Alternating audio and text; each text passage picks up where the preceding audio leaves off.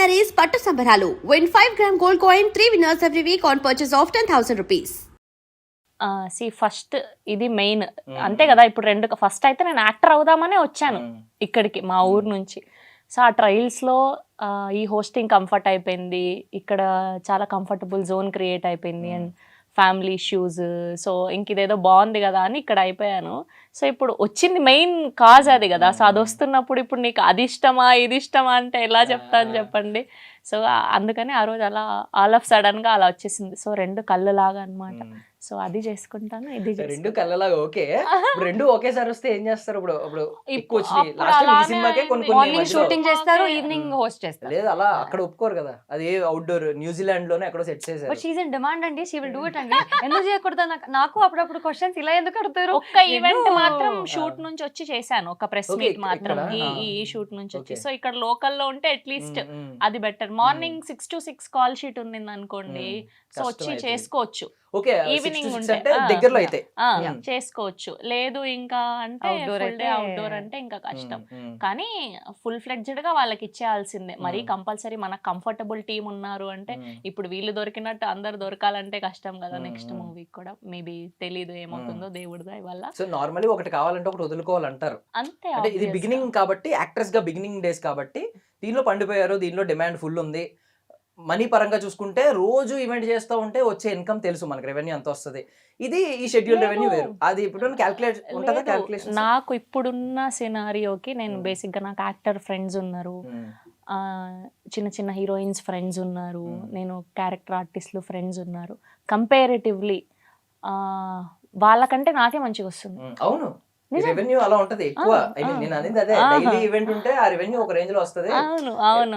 ఈజీగా 30 days లో I work for 20 to 25 days only, not only press meets, బయట ఈవెంట్లని, కార్పొరేట్ ఈవెంట్లని, ఇన్స్టాగ్రామ్ అని, ప్రమోషన్లని, ఆ సారీస్ అని, అవ్వని ఇవ్వని. So easily 20 to 25 days work ఉన్నప్పుడు సో నాకేమి పెద్ద ఇది అనిపించలేదు. Okay, I'm comfortable in this కదా. కానీ ఇప్పుడు కంఫర్ట్ జోన్కి వచ్చేసాను కాబట్టి so I want to experience this also అని, సరే చూద్దాము, దీనికోసమే కదా ట్రై చేసాం, మనల్ని వెతుక్కుంటూ వచ్చినప్పుడు ఎందుకు కాదనుకోవడం అని చెప్పి సో చేశాను అనమాట. But this a very very challenging role నాకు, అసలు మొదట్లోనే ఇలాంటిది రావడం అసలు.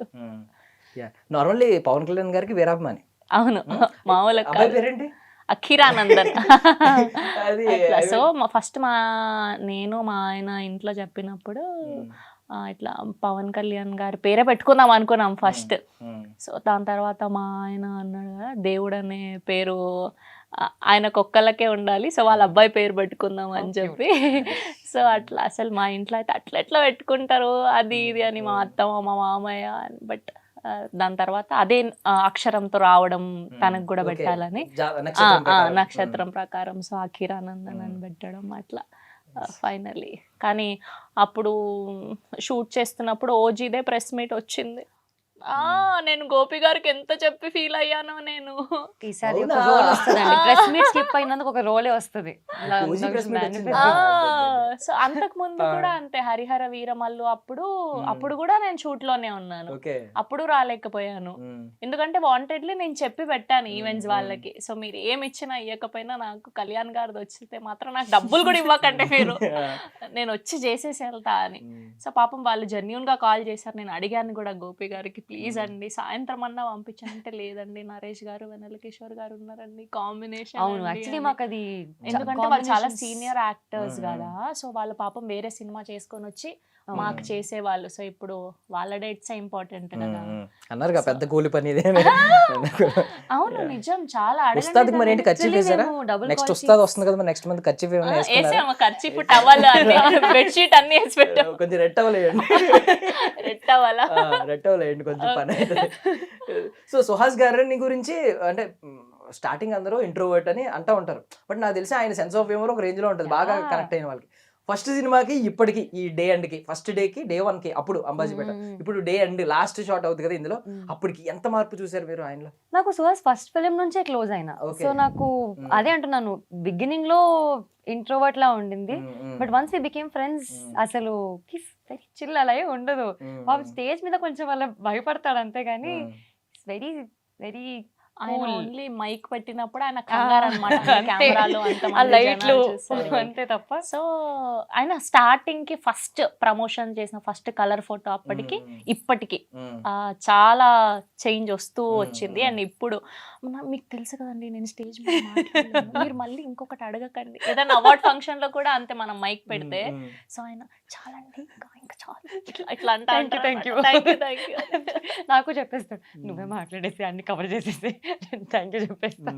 బట్ హీ సో హెల్ప్ఫుల్ అందరికి ఆన్ సెట్ లో హెల్ప్ చేయడం అంతా, తను మాట్లాడే విధానం, బిహేవ్ చేసే పద్ధతి అంతా కూడా very very down to earth. అంటే ఇంకోటి రూట్స్ మర్చిపోలేదు. అంటే ఎక్కడ అనిపించింది అంటే నాకు, నన్ను బిగినింగ్ లో ఎవరైతే అనుకున్నారో హీరోగా, నాకు ఏమీ లేనప్పుడు వాళ్ళని నేను ఖచ్చితంగా ఇంట్రడ్యూస్ చేయాలి అని అన్నారు కదా, బాగా అనిపించింది చాలా మందికి. అంటే ఈ సీన్ దట్ జర్నీ అండి, యూట్యూబ్ నుంచి అంత ఓటీటీ నుంచి థియేటర్ వరకు he's done so much work. అంటే ఆయనకు ఒకవేళ ఆ ఇన్సెక్యూరిటీ ఉంటే, ఇప్పుడు బికాస్ ప్రూవింగ్ టైంలో ఉన్నాను ఆల్రెడీ, నన్ను ఒక మంచి స్క్రిప్ట్ సెలెక్ట్ చేసుకుంటాననే ఇమేజ్ ఉంది, ఇలాంటప్పుడు రిస్క్ చేయొద్దని అనుకుంటారు.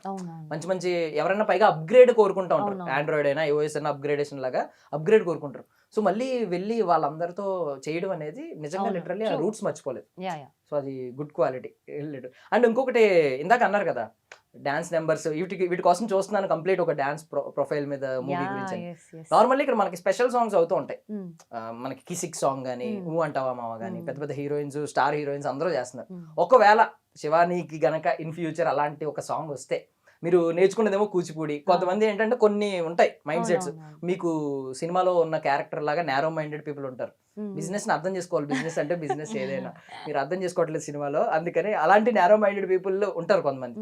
నేను కూచిపూడి నేర్చుకున్నాను కదా, ఈ కైండ్ ఆఫ్ డాన్స్ చేయొచ్చా అనే ఫీలింగ్ ఉంటుంది. మీకు అలాంటిది ఉంటుందా, ఏదైనా చేస్తారా? నాకు dance any kind of art is art అండి. నాకు డాన్స్ కూడా కూచిపూడియే మంచిది, folk song or any special number is not dance form అని అట్లా ఏం లేదు. అండ్ నేను ఆ సినిమాకి హీరోయిన్ అయితే నా సినిమాలో నేను చేసుకుంటా. Okay okay, conditions apply.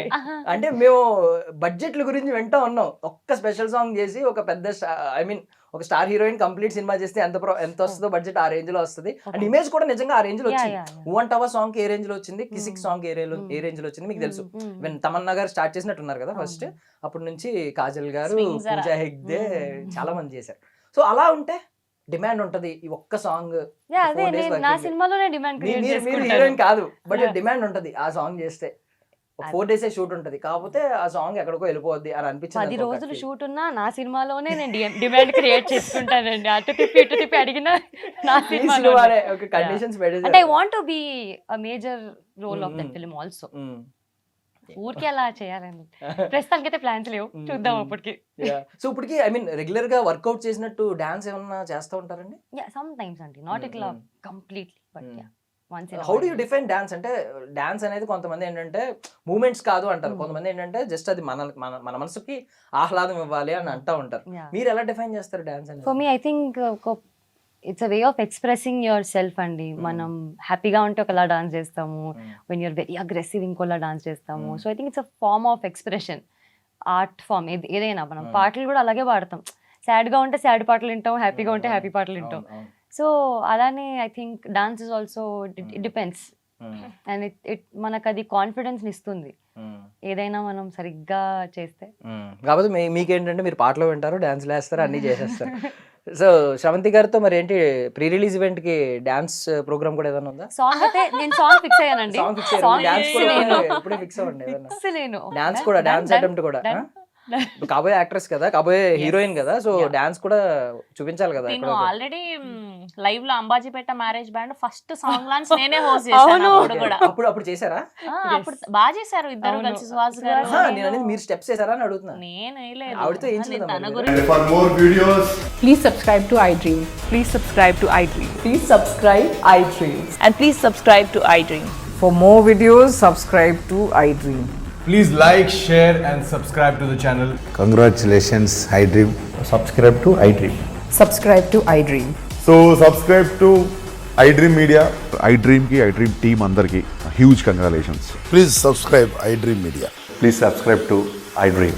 Subscribe iDream. Please subscribe to iDream. iDream అంటే నా కళల ఛానల్ సబ్స్క్రైబ్ చేసుకున్న నోరు తిరుగుతలేదు, మీరైతే గంట గుర్తు కొట్టండి. For more such videos, please subscribe to iDream.